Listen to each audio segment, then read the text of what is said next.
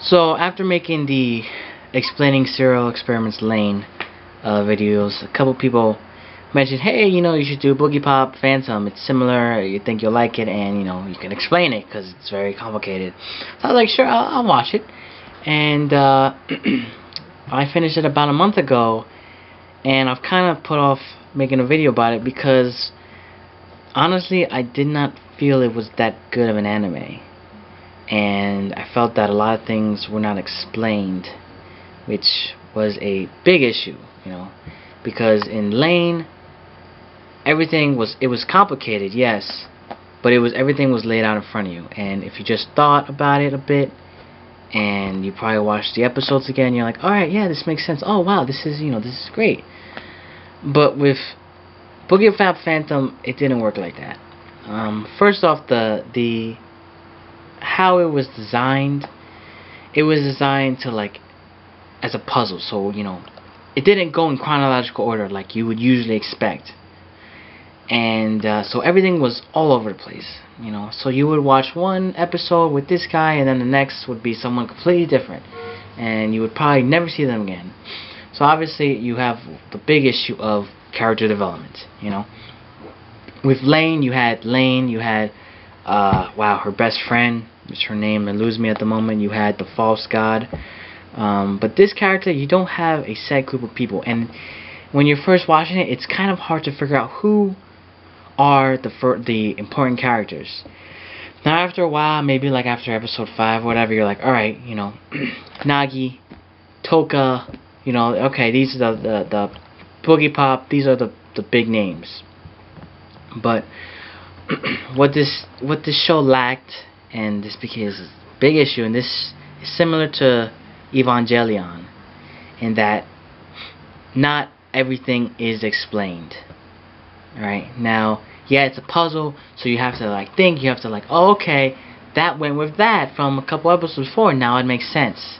But with a lot of very important things, nothing was explained.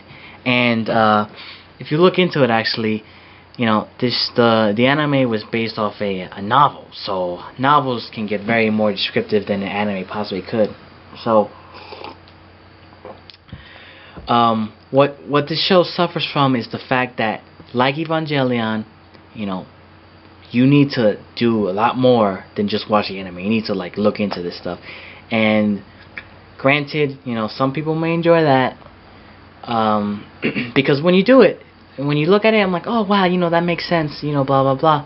But it's not laid out, it's not brought up to you, and honestly, not everybody wants to do that when watching anime. Yeah, I watch anime and I read books, so I would probably wait the novel, but well, first off, the novel I don't think even has an American translation, so you're already as an English speaker already have a handicap. And you can find it, yeah, you can find online, you can find people who will explain it to you, and that's what I ultimately had to do because I couldn't figure it out. And I mean, yeah, certain things I'm like, oh, okay, that makes sense now, but then it was like, nope, no, I have no idea. So I'll give you an example of something that was eventually explained and just something that wasn't explained. So so Nagi, you see Nagi in the show, and she doesn't have her, she's in the hospital, and she's with this guy named Kuroda. They're just talking, whatever, and oh, okay, they seem cool, whatever. But at one point, Kuroda goes off and gives Nagi some medicine, and you don't really know what it is. So it's like, okay, what is it? Blah blah blah. How did he get it? And that's that. And then he dies, and that is something that wasn't explained. Now, if you look into his death, actually, apparently he was murdered from some evolved human called More Murder, and who just has to touch them and they'll die. Because when you saw Kuroda die, you didn't hear a gunshot or anything. You just saw the blood splatter, if I remember correctly. And it's like, okay, never, not once was the name More Murder ever brought up. You never know. The anime leaves you guessing as to what that is. And but going back to the medicine, he leaves the medicine on the floor, and the doctor finds it. And that doctor ends up being that female doctor who goes around giving the medicine to all these people. The medicine somehow gets into the streets and they're selling it as a drug. So then that explains the episode where the guy, the cook, kept buying it off the street, and it explains how the doctor gave it to the guy who found the spider hearts, the spiders in the people's souls. So that explains that, that how they became evolved humans. But the issue with the show is that it does not explain very crucial things to the show. And probably the biggest one is in the name itself, Boogiepop. Who is Boogiepop? They don't explain Boogiepop, who it is. Alright, now granted, yeah, okay, it's Toka. They say in the last episode it's Toka, and Toka obviously doesn't know who it is, that she has a split personality, and she hides her uniform in the giant bag she carries around with her, and she doesn't realize this. Granted, yeah, but how did she get to become Boogiepop? And how does she have his powers? And why is there another version of Boogiepop around? It's never explained. Now, okay, from what Toka apparently became Boogiepop because she saw Kuroda die and she took his cape. Now, how exactly does that make you Boogiepop? It doesn't make any sense. And the other version of Boogiepop, like, what is it? And they never really even explain what the Manticore is.